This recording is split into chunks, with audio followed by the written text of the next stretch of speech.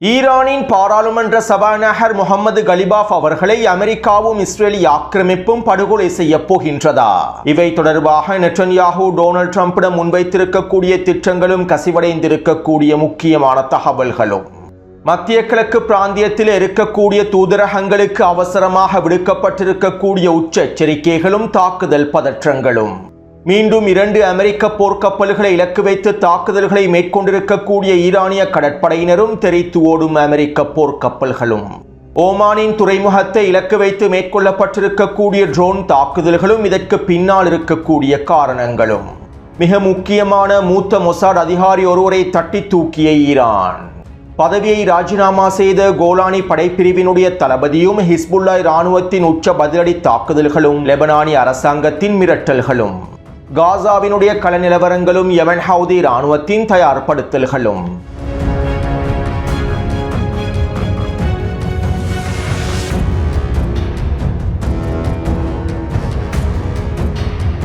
காசாவிலே Israeli ஆக்கிரமிப்பு ராணுவம் வான்வழி தாக்குதல்களை தொடர்ச்சியாக மேற்கொண்டு வருகின்றது. கடந்த 24 மணித்தியாலங்களுக்குள் இஸ்ரேலி ஆக்கிரமிப்பு ராணுவம் காசாவினுடைய மத்திய மற்றும் வடக்கு பிரதேசங்களில் 6 வான்வழி தாக்குதல்களை மேற்கொண்டுள்ளது.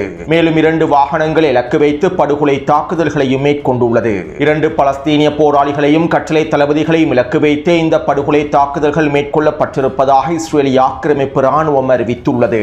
அதே நேரம் குறித்த தாக்குதலிலே பலஸ்தீனிய போராளிகளோ ஹமாஸ் கட்டளை தளபதிகளோ படுகொலை செய்யப்படவில்லை என்றும், குறித்த படுகொலை தாக்குதல்கள் தோல்வியடைந்திருப்பதாகவும் பலஸ்தீனிய பொதுமக்களை இலக்கு வைத்தே இந்த தாக்குதல் மேற்கொள்ளப்பட்டிருப்பதாகவும் காசாவின் களத்தில் இருக்கக்கூடிய ஊடகவியலாளர்கள் தெரிவித்துள்ளார்கள். அத்தோடு ஹமாஸினுடைய தலைவர்கள் எகிப்திலே களமிறங்கி அடுத்த கட்ட பேச்சுவார்த்தைகளை மேற்கொண்டிருந்தார்கள். மேலும் இதற்கு அடுத்தபடியாக ஹமாஸினுடைய தலைவர்களும் ஏனைய பலஸ்தீனிய எதிர்ப்பு குழுக்களுடைய தலைவர்களும் எகிப்திலே களமிறங்கி மத்தியஸ்தர்களோடு இன்னும் ஒரு மிக முக்கியமான பேச்சுவார்த்தை ஒன்றை மேற்கொள்ளப் போவதாகவும் தகவல்கள் வெளியாகியுள்ளன.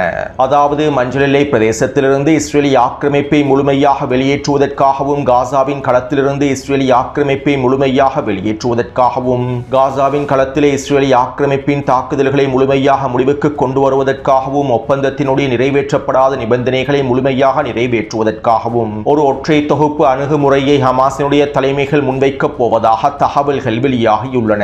இருப்பினும் தற்போதைய சூழ்நிலையில் மத்தியஸ்தர்கள் உச்சழுத்தங்களை வழங்கி வருவதாக ஹமாஸினுடைய தலைவர்களே அஷ்ரக் அல் அவுசத் பத்திரிகைக்கு தெரிவித்துள்ளார்கள்.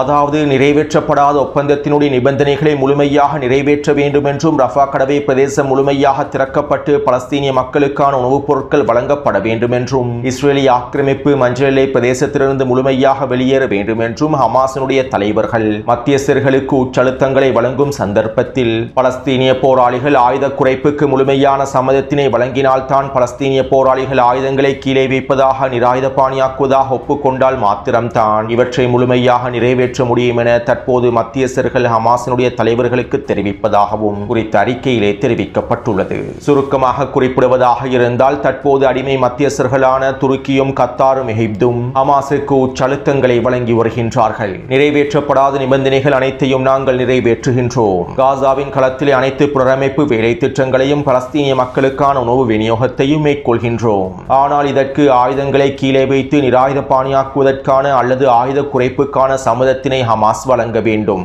இல்லாவிட்டால் இஸ்ரேல் காசாவிலே மீண்டும் தாக்குதல்களை வீரியமாக ஆரம்பித்துவிடும் என அடிமை மத்தியஸ்தர்கள் தற்போது ஹமாஸுக்கு உச்சழுத்தங்களை வழங்கி வருகின்றார்கள். மேலும் இவை அனைத்தும் ஹமாஸினுடைய தலைவர்கள் மூலமாகவே தற்போது அறிவிக்கப்பட்டுள்ளது. இப்படியான நிலைமையில் தான் தற்போது அடுத்த கட்ட பேச்சுவார்த்தைகளை அவசரமாக மேற்கொள்வதற்காக ஹமாஸினுடைய தலைவர்களும் ஏனைய பலஸ்தீனிய குழுக்களுடைய தலைவர்களும் எகிப்திலே களமிறங்கப் போவதாகவும் தெரிவிக்கப்படுகின்றது. அத்தோடு காசாவின் களத்திலே மேற்கொள்ளப்பட்டிருக்கக்கூடிய குறித்த ஒப்பந்தத்திற்கு ஈரான் முழுமையான சம்மதத்தினை வழங்கவில்லை. துரோகி அர்துகானும் கத்தாரி அடிமைகளும் காலித் மிஷலை வைத்து காய் நகர்த்தல்களை மேற்கொண்டே இந்த ஒப்பந்தத்திற்கு ஹமாஸை சம்மதிக்க வைத்தார்கள். டொனால்ட் ட்ரம்பினுடைய பீஸ் கவுன்சில் திட்டம் அறிமுகம் செய்யப்பட்டு காசாவுக்கான பீஸ் கவுன்சில் நிர்வாகம் உருவாக்கப்பட்டே குறித்த ஒப்பந்தம் நிறைவேற்றப்பட்டது. மேலும் இந்த ஒப்பந்தம் தொடர்பான ஈரானினுடைய நிலைப்பாடு தெளிவாகவே இருக்கின்றது. நாங்கள் காசாவில் இருக்கக்கூடிய பலஸ்தீனிய போராளிகளுக்கு முழுமையாக முழுமையான ஆதரவை வழங்குகின்றோம். மேலும் அவர்கள் சுயமாக எடுக்கக்கூடிய முடிவுகளுக்கும் நாங்கள் ஆதரவை தெரிவிக்கின்றோம். காசாவிலே யுத்த நிறுத்தம் ஏற்படுத்தப்படுவதற்கான முழுமையான ஆதரவை நாங்கள் வழங்குகின்றோம். இருப்பினும் டொனால்ட் ட்ரம்பினுடைய இந்த காசா பீஸ் கவுன்சில் திட்டத்திலே நாங்கள் ஒரு அங்கமாக இருக்கப் போவதில்லை. எங்களுடைய நிலைப்பாடு தெளிவாக இருக்கின்றது. நாங்கள் இஸ்ரேலிய ஆக்கிரமிப்பை ஒரு பொழுதும் ஏற்றுக்கொள்ள மாட்டோம். இஸ்ரேலிய ஆக்கிரமிப்பை உள்ளடக்கி இருக்கக்கூடிய குறித்த ஒப்பந்தத்திலே நாங்கள் அங்கமாக இருக்க மாட்டோம் என ஈரானிய தலைமைகள் அப்போதே தெரிவித்திருந்தார்கள். இவை தொடர்பாக நான் முன்பே காணொளிகளில் தெளிவாக குறிப்பிட்டிருந்தேன். நெட்டன்யாகுவையும் ஏனைய அடிமை அரபுகளையும் உள்ளடக்கி இருக்கக்கூடிய டொனால்ட் ட்ரம்பின் பீஸ் கவுன்சில் திட்டத்தில் நாங்கள் ஒரு அங்கமாக இருக்கப் போவதில்லை என ஈரான் அறிவித்து விட்டது. அதே நேரம் பலஸ்தீனிய தலைமைகளுடைய ஹமாஸினுடைய சுயமான முடிவுகளுக்கு நாங்கள் ஆதரவளிப்பதாகவும் ஈரான் தெரிவித்துள்ளது. எனவே இவ்வாறானதோர் நிலைமையில் தான் காசாவின் களத்திலே குறித்த ஒப்பந்தம் நிறைவேற்றப்பட்டது. மேலும் இந்த ஒப்பந்தம் தற்போது நடைமுறையில் இருப்பதனால் காசாவின் களம் தொடர்பான நிபந்தனைகளை ஈரானினால் சுயமாக அறிவிக்க முடியாத நிலைமை ஏற்பட்டுள்ளது. இதே போன்றதொரு நிலைமைத்தான் லெபனானிய களத்திலும் ஏற்பட்டிருந்தது. 2 வருடங்களுக்கு முன்பு லெபனானுக்கும் இஸ்ரேலுக்கும் இடையில் ஒப்பந்தம் மேற்கொள்ளப்பட்டு போர் நிறுத்தம் ஏற்படுத்தப்பட்டது. ஹிஸ்புல்லா இராணுவத்தினர் சுயமாக முடிவெடுத்து போர் நிறுத்தத்திற்கு முழுமையான சம்மதத்தினை வழங்கினார்கள். இருப்பினும் இஸ்ரேலிய ஆக்கிரமிப்பு இந்த யுத்த நிறுத்த காலப்பகுதியிலே தெற்கு லெபனான் பிரதேசத்திலும் ஹிஸ்புல்லா இராணுவத்திற்கு எதிராகவும் உச்ச தாக்குதல்களை மேற்கொண்டது. மேலும் இந்த சந்தர்ப்பத்தில் ஈரானுக்கு ஹிஸ்புல்லா இராணுவத்தினர் தொடர்பான நிபந்தனைகளை இணைத்துக் கொள்ள முடியவில்லை. லெபனானுக்கு எதிரான தாக்குதல்களை இஸ்ரேலிய ஆக்கிரமிப்பு நிறுத்தாவிட்டால் நாங்கள் இஸ்ரேலிய ஆக்கிரமிப்புக்கு எதிரான தாக்குதல்களை மேற்கொள்வோம் என ஈரானினால் அறிவிக்க முடியவில்லை. ஹிஸ்புல்லா இராணுவத்தினர் சுயமாக முடிவெடுத்து ஒப்பந்தத்திற்கு சம்மதத்தினை வழங்கியிருந்தார்கள். எனவே இந்த சந்தர்ப்பத்தில் ஈரானினால் அதனுடைய நிபந்தனைகளில் லெபனானை இணைத்துக் கொள்ள முடியாது. அதே நேரம் கடந்த 40 நாள் போரின் போது ஹிஸ்புல்லா இராணுவத்தினர் ஈரானுக்கு ஆதரவாக களமிறங்கினார்கள். யுத்த நிறுத்தத்தினை முறித்துக் கொண்டு இஸ்ரேலிய ஆக்கிரமிப்புக்கு எதிரான தாக்குதல்களை ஆரம்பித்தார்கள். எனவே ஈரானுக்கு எதிரான 40 நாள் போரிலே லெபனானிய களமும் ஹிஸ்புல்லா இராணுவத்தினரும் நேரடியாக சம்பந்தப்பட்டார்கள். மேலும் ஹிஸ்புல்லா இராணுவத்தினர் சம்மதித்த ஒப்பந்தமும் முடிவுக்கு கொண்டு வரப்பட்டது.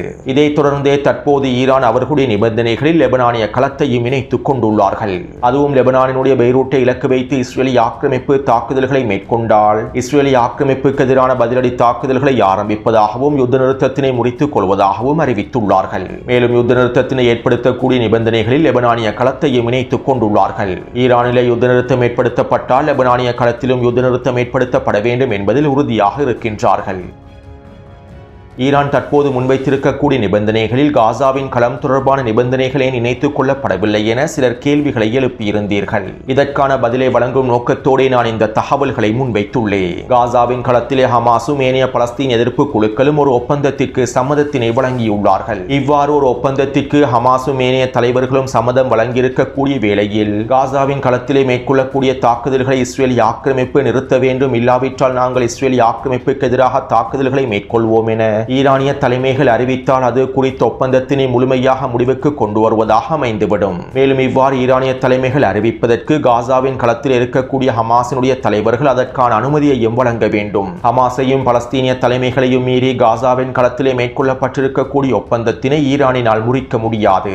ஒருவேளை ஹமாஸினுடைய தலைவர்கள் காசாவின் களத்தில் இருக்கக்கூடிய தலைவர்கள் குறித்த ஒப்பந்தத்தினை முறித்துக் கொண்டு இஸ்ரேலிய ஆக்கிரமிப்புக்கு எதிரான தாக்குதல்களை மீண்டும் ஆரம்பித்தால் அதற்கு பின்பு ஈரானினுடைய நிபந்தனைகளில் காசாவின் களத்தையும் முழுமையாக இணைத்துக் கொள்வதற்கான வேலை திட்டங்களை மேற்கொள்ளலாம். பலஸ்தீனிய தலைமைகளும் இதற்கான முழுமையான ஆதரவை வெளிப்படுத்துவார்கள். எனவே ஈரானும் எதிர்ப்பற்றுகளும் காசாவின் களமும் ஒரு ஒருங்கிணைக்கப்பட்ட செயல்முறைகளின் மூலமாகவே இயக்கப்படுகின்றன. எதிர்ப்பற்றுகளுக்கு இடையிலான முடிவுகள் முழுமையான ஒருங்கிணைப்போடு மேற்கொள்ளப்படுகின்றன. இதற்கமைவாகவே அடுத்த கட்ட காய் நகர்த்தல்களும் மேற்கொள்ளப்படுகின்றது என்பதனை நாங்கள் தெளிவாக புரிந்து கொள்ள வேண்டும். அடுத்து யமனினுடைய தெற்கு பிரதேசத்திலும் யமனினுடைய கிழக்கு பிரதேசமான ஹதர்மௌத் பிரதேசத்திலும் பாகிஸ்தானிய படைகள் களமிறக்கப்பட்டிருப்பது தொடர்பாக நேற்றைய காணொளியில் தெளிவாக குறிப்பிட்டுள்ளேன். மேலும் நேற்றிரவு பாகிஸ்தானிய படைகள் நிலை கொண்டிருக்கக்கூடிய பிரதேசங்களில் பல உளவு விமானங்கள் களமிறக்கப்பட்டிருந்ததாக தகவல்கள் வெளியாகி இருந்தன. அதாவது யமன் ஹவுதி இராணுவத்தினரை குறித்த பிரதேசத்தினை கண்காணிப்பதற்கான உளவு விமானங்களை களமிறக்கி இருப்பதாக தெரிவிக்கப்படுகின்றது. பாகிஸ்தானிய படைகளையும் சவுதி அரேபியாவினுடைய கூட்டுப்படைகளையும் கண்காணிக்கும் நோக்கத்தோடு யமன் ஹவுதி இராணுவத்தினர் இந்த உளவு ட்ரோன்களையும் களமிறக்கியுள்ளார்கள். மேலும் சாத்தியமான தரைவழி தாக்குதல்கள் ஆரம்பிக்கப்பட்டால் அவற்றை முழுமையாக எதிர்கொள்வதற்கு நாங்கள் தயாராக இருக்கின்றோம் என்றும், லெபனானினுடைய தலைநகரான பெய்ரூட் இலக்கு வைக்கப்பட்டால் செங்கடல் பிரதேசத்தினை முழுமையாக இழுத்து மூடுவதற்கு தயாராக இருப்பதாகவும் யமன் ஹவுதி இராணுவத்தினுடைய தலைமைகள் அறிவித்துள்ளார்கள். அடுத்து இஸ்ரேலிய ஆக்கிரமிப்பினுடைய வெளியுறவுத்துறை அமைச்சர் ஹிஸ்புல்லா இராணுவத்திற்கு எதிரான மிரட்டல்களை வெளியிட்டிருந்தார். ஹிஸ்புல்லாவினுடைய தலைவர் ஷேக் நயீம் காசிம் ஒப்பந்தத்தினை நிராகரித்து நிபந்தனைகளையும் நிராகரித்துள்ளார். ஹிஸ்புல்லா இராணுவத்தினர் தொடர்ச்சியாக இஸ்ரேலின் வடக்கு பிரதேசத்தை இலக்கு வைத்து தாக்குதல்களை மேற்கொண்டு ஸ்திரத்தன்மையை சீர்குலைத்து வருகின்றது. அவசரமாக லெபனானிய களத்திலே ஹிஸ்புல்லா இராணுவத்தினர் நிராயுத பாணியாக்கப்பட வேண்டும். இதற்கான அடுத்த கட்ட தாக்குதல்களையே நாங்கள் ஆரம்பிக்கப் போகின்றோம் என இஸ்ரேலிய ஆக்கிரமிப்பின் வெளியுறவுத்துறை அமைச்சர் தெரிவித்துள்ளார்.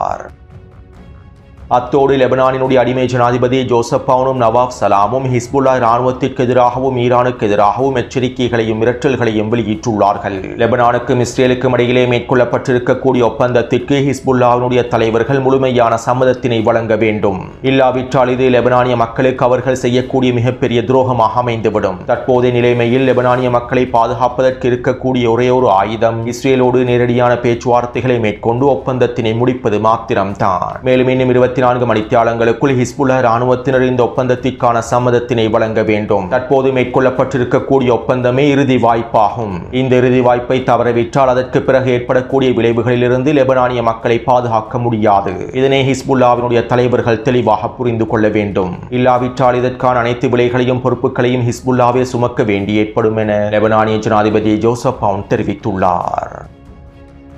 இப்படியான நிலைமையில் லெபனானினுடைய சபாநாயகர் நஹ்பி பெர்ரி அவர்கள் அதிரடியான அறிவிப்புகளை வெளியிட்டுள்ளார். லெபனானுக்கும் இஸ்ரேலுக்கும் இடையிலே மேற்கொள்ளப்பட்டிருக்கக்கூடிய இந்த ஒப்பந்தத்தினை நான் ஒரு பொழுதும் ஏற்றுக்கொள்ளப் போவதில்லை. நாங்கள் ஒரு பொழுதும் சரணடையப் போவதில்லை. ஹிஸ்புல்லா இராணுவத்தினரோ அமல் இராணுவத்தினரோ சரணடையப் போவதில்லை. மேலும் யுத்த நிறுத்த ஒப்பந்தம் என்பது நிலம், கடல் மற்றும் தரை வழியாக முழுமையாக ஏற்படுத்தப்பட வேண்டும். இஸ்ரேலிய ஆக்கிரமிப்பு அதனுடைய தாக்குதல்கள் அனைத்தையும் முழுமையாக நிறுத்திவிட்டு தெற்கு லெபனான் பிரதேசத்திலிருந்து முழுமையாக வெளியேறிவிட வேண்டும். முதலில் இஸ்ரேலிய ஆக்கிரமிப்பு இதை செய்ய வேண்டும். தாக்குதல்களை நிறுத்திவிட்டு தெற்கு லெபனான் பிரதேசத்திலிருந்து வெளியேறிவிட வேண்டும். இதற்கு பின்பு தெற்கு லெபனான் பிரதேசத்திலிருந்து ஹிஸ்புல்லா இராணுவத்தினர் வெளியேறுவார்கள். மேலும் அவர்களுடைய ஆயுதங்கள் தொடர்பாக நாங்கள் பின்பு விவாதிப்போம். தற்போதைய நிலைமையில் என்னுடைய நிலைப்பாடு இதுதான். இஸ்ரேலிய ஆக்கிரமிப்பு முழுமையாக வெளியேறிவிட வேண்டும். அவ்வாறு இஸ்ரேலிய ஆக்கிரமிப்பு வெளியேறிவிட்டால், தாக்குதல்களை முழுமையாக நிறுத்திவிட்டால் ஹிஸ்புல்லா தாக்குதல்களை மேற்கொள்ளாது. மேலும் ஹிஸ்புல்லா தெற்கு லெபனான் பிரதேசத்திலிருந்து லிச்சானி நதி வரையில் நகர்ந்து விடும் என்றும் லெபனானினுடைய சபாநாயகர் நஹ்பி பெர்ரி அவர்கள் தெரிவித்துள்ளார். அடுத்து தெற்கு லெபனான் பிரதேசத்திலே இஸ்ரேலிய ஆக்கிரமிப்பு தொடர்ச்சியான வான்வழி தாக்குதல்களை மேற்கொண்டு வருகின்றது. கடந்த 24 மணித்தியாலங்களுக்குள் 8 வான்வழி தாக்குதல்கள் மேற்கொள்ளப்பட்டுள்ளன. குடியிருப்பு பிரதேசங்களை இலக்கு வைத்து இந்த தாக்குதல்கள் மேற்கொள்ளப்பட்டுள்ளன. இந்த தாக்குதலிலே கிட்டத்தட்ட 15க்கும் அதிகமான லெபனானிய மக்கள் இனப்படுகொலை செய்யப்பட்டுள்ளார்கள். அத்தோடு ஹிஸ்புல்லா இராணுவத்தினரும் தொடர்ச்சியான தாக்குதல்களை மேற்கொண்டு வருகின்றார்கள். மேலும் கடந்த 2 வாரங்களுக்கு முன்பு இஸ்ரேலிய ஆக்கிரமிப்பின் வடக்கு தளபதியை இலக்கு வைத்து ட்ரோன் தாக்குதல் ஒன்றை மேற்கொண்டிருந்தார்கள். இஸ்ரேலிய ஆக்கிரமிப்பின் தலைமை வடக்கு தளபதி தெற்கு லெபனான் பிரதேசத்திலே ஜீப் வண்டி ஒன்றில் பயணித்துக் கொண்டிருக்கும் சந்தர்ப்பத்திலேயே குறித்த தாக்குதல் மேற்கொள்ளப்பட்டுள்ளது. இருப்பினும் குறித்த தாக்குதலிலே லெபனானுடைய வடக்கு தளபதி உயிர் தப்பியுள்ளார். அதே போன்று கோலானி படைப்பிரிவினுடைய மூத்த தளபதி தற்போது தன்னுடைய பதவியை ராஜினாமா செய்துள்ளார். ஹிஸ்புல்லா இராணுவத்தினர் மேற்கொண்டிருந்த தாக்குதல்களில் அவர் படுகாயமடைந்திருப்பதாக தெரிவிக்கப்பட்டிருந்தது. மேலும் தற்போது அவர் தன்னுடைய பதவியை ராஜினாமா செய்துவிட்டதாகவும் இஸ்ரேலிய ஆக்கிரமிப்பு ஊடகங்கள் தெரிவித்துள்ளன. பெரும்பாலும் அவர் லெபனானிய களத்தில் கொல்லப்பட்டிருக்கலாம். இவற்றை மூடிமறைக்கும் நோக்கத்தோடு தற்போது இவர் பதவியை ராஜினாமா செய்து விட்டதாகவும் இஸ்ரேலிய ஆக்கிரமிப்பு இராணுவமே அறிவித்திருக்கும். இழப்புகளை மூடிமறைப்பதற்காகவே இவ்வாறான வேலை திட்டங்களையும் பிரச்சாரங்களையும் இஸ்ரேலிய ஆக்கிரமிப்பு மேற்கொள்கின்றது. அடுத்து லிச்சானி நதியை கடந்திருக்கக்கூடிய இஸ்ரேலிய ஆக்கிரமிப்பு இராணுவத்திற்குள்ளே அதிகளவான இழப்புகள் ஏற்படுத்தப்பட்டு வருகின்றன. லிச்சானி நதிக்கு வடக்கு பகுதியில் இருக்கக்கூடிய பியூஃபோர்ட் கோட்டையை கைப்பற்றி விட்டதாக நெட்டன்யாஹூ பெருமையோடு அறிவித்தார். மேலும் குறித்த கோட்டையை இஸ்ரேலிய ஆக்கிரமிப்பு கைப்பற்றியதற்கு பின்னால் இருக்கக்கூடிய காரணங்களை நான் முன்னைய காணொளிகளில் தெளிவாக குறிப்பிட்டிருந்தேன். இப்படியான நிலைமையில் தற்போது பியூஃபோர்ட் கோட்டையை சுற்றியிருக்கக்கூடிய பிரதேசங்களிலே நிலை கொண்டிருக்கக்கூடிய இஸ்ரேலிய ஆக்கிரமிப்பு சிப்பாய்களை ஹிஸ்புல்லா இராணுவத்தினர் கொத்து கொத்தாக அழித்து வருகின்றார்கள். லிச்சானி நதிக்கு வடக்கு பிரதேசத்தில் இருக்கக்கூடிய பிரதேசங்கள் வனப்பிரதேசமாக இருப்பதனால் ஹிஸ்புல்லா இராணுவத்தினுடைய ரத்வான் படைப்பிரிவினர் பல பொறிகளை வைத்து இஸ்ரேலிய ஆக்கிரமிப்பு சிப்பாய்களை அழித்து வருகின்றார்கள். கடந்த 24 மணித்தியாலங்களுக்குள் லிச்சானி நதிக்கு வடக்கு பகுதியில் மாத்திரம் 5க்கும் அதிகமான தாக்குதல்கள் மேற்கொள்ளப்பட்டுள்ளன. இவை அனைத்தும் பொறி வைத்து மேற்கொள்ளப்பட்டிருக்கக்கூடிய தாக்குதல்களாகும். மேலும் இந்த தாக்குதல்களிலே குறைந்தது 10க்கும் அதிகமான இஸ்ரேலிய ஆக்கிரமிப்பு சிப்பாய்கள் கொல்லப்பட்டிருக்கலாம் என்றும் தெரிவிக்கப்படுகின்றது. அத்தோடு கடந்த 24 மணித்தியாலங்களுக்குள் மேற்கொள்ளப்பட்டிருக்கக்கூடிய தாக்குதல்களில் இஸ்ரேலிய ஆக்கிரமிப்பின் 3 ட்ரோன்கள் சுட்டு வீழ்த்தப்பட்டுள்ளன. 2 ட்ரூப்ஸ் கெரியர் வாகனங்களும், ஒரு மெர்காவா போர் தங்கி வாகனமும், ஒரு புல்டோசர் வண்டியும் அளிக்கப்பட்டுள்ளது. மேலும் ஹிஸ்புல்லாஹ் இராணுவத்தினர் தொடர்ச்சியாக மேற்கொண்டு வரக்கூடிய தாக்குதல்கள் தொடர்பான காணொளிகளை டெலிகிராம் சேனலில் பதிவிட்டுள்ளேன். அடுத்து நேற்றைக்கு முன்தினம் டெல்-அவீவ் பிரதேசத்திலே ஒரு கார்குண்டு தாக்குதல் ஒன்று மேற்கொள்ளப்பட்டிருந்தது. குறித்த கார்குண்டு தாக்குதல் தொடர்பான காணொளிகளை நேற்றைக்கு முன்தினமே நான் டெலிகிராம் சேனலில் பதிவிட்டிருந்தேன். மேலும் குறித்த தாக்குதலில் இஸ்ரேலிய இராணுவ அதிகாரி ஒருவர் படுகொலை செய்யப்பட்டிருப்பதாகவே ஆரம்ப கட்ட தகவல்கள் வெளியாகி இருந்தன. இப்படியான நிலைமையில் குறித்த தாக்குதல் தொடர்பான மேலதிக தகவல்கள் தற்போது வெளியாகியுள்ளன. அதாவது குறித்த கார்குண்டு தாக்குதலானது ஈரானிய ஹெந்தலா ஹேக்கர்ஸ் குழுக்கள் மூலமாகவே மேற்கொள்ளப்பட்டுள்ளது. பல மாதங்களாக மேற்கொள்ளப்பட்ட உளவு கண்காணிப்பு நடவடிக்கைகளை தொடர்ந்தே குறித்த தாக்குதல் மேற்கொள்ளப்பட்டிருப்பதாகவும், இந்த தாக்குதலிலே இஸ்ரேலிய ஆக்கிரமிப்பின் மொசாட் உளவு பிரிவினுடைய மிக முக்கியமான மூத்த அதிகாரி ஒருவர் கொல்லப்பட்டிருப்பதாகவும், நாங்கள் திட்டமிட்டு அவரை முழுமையாக அழித்து விட்டோம் என்றும் ஹெந்தலா ஹேக்கர்ஸ் குழுக்கள் தற்போது அறிவித்துள்ளார்கள். அடுத்து ஓமானினுடைய மினா அல் ஃபஹால் துறைமுகத்தை இலக்கு வைத்து ட்ரோன் தாக்குதல் ஒன்று மேற்கொள்ளப்பட்டுள்ளது. குறித்த ட்ரோன் தாக்குதலானது மொசாட் உளவு பிரிவினாலோ அல்லது அமெரிக்காவினாலோ மேற்கொள்ளப்பட்டிருக்கக்கூடிய தாக்குதல் என்றே தெரிவிக்கப்படுகின்றது. ஹெர்மோஸ் ஜலசந்தி பிரதேசத்தை கட்டுப்படுத்துவதில் ஓமான் முழுமையாக ஈரானுக்கு ஆதரவை வழங்குகின்றது. ஓமானும் ஈரானும் ஒன்றிணைந்து பல தரமான காய் நகர்த்தல்களையும் மேற்கொண்டிருந்தார்கள். மேலும் ஈரானோடு ஒன்றிணைந்து அடுத்த கட்ட வர்த்தக தொடர்புகளை மேற்கொள்வதற்கும் ஓமானினுடைய தலைவர் உத்தரவுகளை பிறப்பித்திருந்தார். மேலும் நான் ஓமானை முழுமையாக அழித்து விடுவேன், ஓமானுக்கு எதிராகவும் தாக்குதல்களை மேற்கொண்டு விடுவேன் என டொனால்ட் ட்ரம்பும் மிரட்டல்களை வெளியிட்டிருந்தார். இப்படியான நிலைமையிலேயே ஓமானுக்கு எதிராக அச்சுறுத்தல்களை மிரட்டல்களை வெளியிடும் நோக்கத்தோடு தற்போது அமெரிக்காவும் இஸ்ரேலிய ஆக்கிரமிப்பும் ரகசியமாக இந்த ட்ரோன் தாக்குதல்களை மேற்கொண்டிருப்பதாக தெரிவிக்கப்படுகின்றது. மேலும் ஈரானுக்கு எதிரான அடுத்த கட்ட போர் ஆரம்பிக்கப்படும் சந்தர்ப்பத்தில் அமெரிக்காவும் இஸ்ரேலிய ஆக்கிரமிப்பும் ஓமானுக்கு எதிராக தாக்குதல்களை மேற்கொள்வதற்கு திட்டமிட்டிருப்பதாகவும் தெரிவிக்கப்படுகின்றது. அடுத்து நேற்றிரவு அமெரிக்காவினுடைய வெளியுறவுத்துறை அமைச்சகம் மத்திய கிழக்கு பிராந்தியத்தில் இருக்கக்கூடிய அமெரிக்க தூதரகங்களுக்கு அவசர எச்சரிக்கைகளை அனுப்பி வைத்திருந்தது. பிராந்தியத்திலே மீண்டும் மோதல்கள் ஆரம்பிக்கப்பட்டதும் தூதரகங்களில் இருந்தும் தூதரகங்களுக்கு அருகாமையில் இருக்கக்கூடிய பிரதேசங்களில் இருந்தும் முழுமையாக வெளியேறிவிட வேண்டும் என்றும், அனைவருக்கும் வழங்கப்பட்டிருக்கக்கூடிய வழிகாட்டுதலுக்கு அமைவாக பாதுகாப்பான இடங்களை நோக்கி நகர்ந்து விட வேண்டும் என்றும், தூதரக அதிகாரிகளும் அவர்களுடைய குடும்ப உறுப்பினர்களும் மிகவும் கவனமாக நடந்து கொள்ள வேண்டும் என்றும் அமெரிக்க வெளியுறவுத்துறை அமைச்சானது அவசர எச்சரிக்கைகளை வெளியிட்டுள்ளது. ஈரானுக்கு எதிரான 40 நாள் போர் ஆரம்பிக்கப்படுவதற்கு ஒரு வாரத்திற்கு முன்பே இவ்வாறான எச்சரிக்கைகளை அமெரிக்காவின் வெளியுறவுத்துறை அமைச்சகம் வெளியிட்டிருந்தது.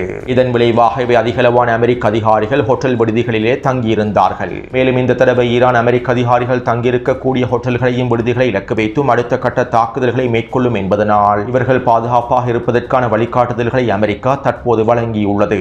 இதற்கமைவாகவே தற்போது எச்சரிக்கைகள் வெளியிடப்பட்டிருப்பதாகவும் தெரிவிக்கப்படுகின்றது.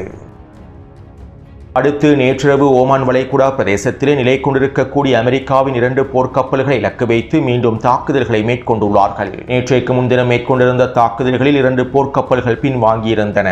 மேலும் USS ட்ரிபோலியோடு இன்னும் ஒரு போர்க்கப்பல் எல்லை பிரதேசத்திலேயே நிலை கொண்டிருந்தது. நேற்றிரவு குறித்த போர்க்கப்பல்களை இலக்கு வைத்து உச்சேவுகணை தாக்குதல்களை மேற்கொண்டுள்ளார்கள். இந்த ஏவுகணை தாக்குதல்களை தொடர்ந்து குறித்த 2 போர்க்கப்பல்களும் இந்திய பெருங்கடல் பிரதேசத்தை நோக்கி நகர்ந்திருப்பதாகவும், ஓமான் வளைகுடா பிரதேசத்திலிருந்து தெரித்து ஓடியிருப்பதாகவும் தெரிவிக்கப்படுகின்றது.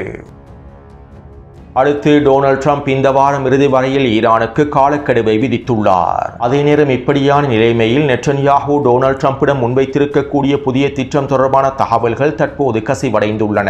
அதாவது ஈரானினுடைய பேச்சுவார்த்தை தலைவராக இருக்கக்கூடிய ஈரானினுடைய பாராளுமன்ற சபாநாயகர் முகமது கலிபாஃப் அவர்களை படுகொலை செய்துவிட்டு ஈரானினுடைய எண்ணெய் தளங்களை இலக்கு வைத்து உச்ச தாக்குதல்களை மேற்கொண்டால் ஈரானுக்குள்ளே பொருளாதார நெருக்கடிகள் உச்சக்கட்டத்தை அடைந்துவிடும் என்றும், பேச்சுவார்த்தைகளில் ஈரான் பலவீனம் அடைந்துவிடும் என்றும், இதன் விளைவாக ஈரானுக்குள்ளே போராட்டங்கள் ஆர்ப்பாட்டங்கள் மீண்டும் வெடிக்கும் என்றும், இதன் மூலமாக நாங்கள் ஈரானிய களத்தில் எங்களோடு இலக்குகளை அடைந்து கொள்ள முடியும் என்றும் நெட்டன்யாஹூ புதிய திட்டம் ஒன்றை முன்வைத்துள்ளார். ஈரானினுடைய சபாநாயகரை படுகொலை செய்துவிட்டு ஈரானுடைய எண்ணெய் தளங்கள் இலக்கு வைத்து உச்ச தாக்குதல்களை மேற்கொள்வதற்கான ஒரு திட்ட வரைபடத்தை நெட்டன்யாஹூ சமர்ப்பித்துள்ளார். மேலும் குறித்த திட்ட வரைபடத்தை அவசரமாக நடைமுறைப்படுத்துமாறு அமெரிக்க போர் அமைச்சருக்கு நெட்டன்யாஹூ உச்ச அழுத்தங்களை வழங்கி வருவதாகவும் இந்த தகவல்களில் தெரிவிக்கப்பட்டுள்ளன.